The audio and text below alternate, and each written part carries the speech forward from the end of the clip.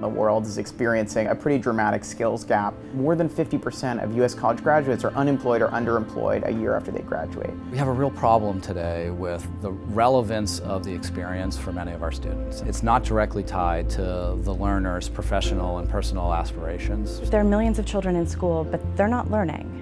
One of the biggest opportunities in education over the next 5 to 10 years is the changes in delivery that we've seen, where every individual will be able to access individualized education for them without relying on traditional institutions. So really it's up to the individual to frame their own education now. The student too often is the last constituent that's taken into account. There's such a strong emphasis on teaching to the test that some of these softer skills, which are foundational for success on the test, are seen as somehow less important.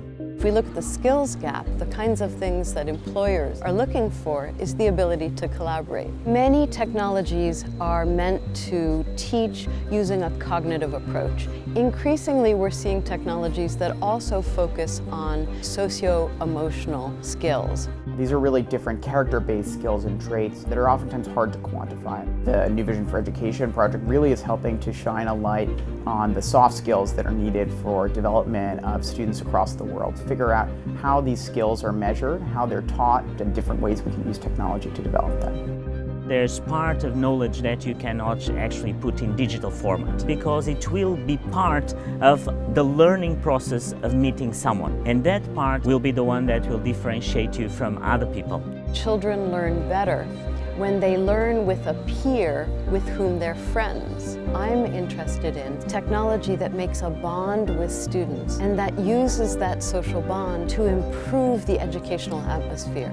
There's narrative, there's multimedia, there are interactive capabilities, there's assessment.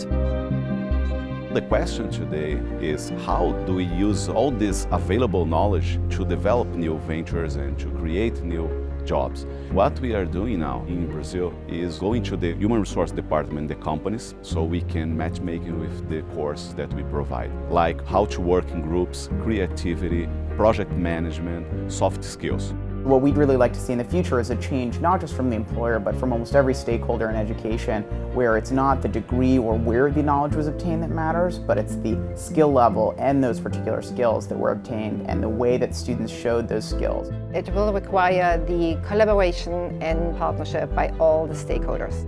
That only is possible with a very powerful leadership.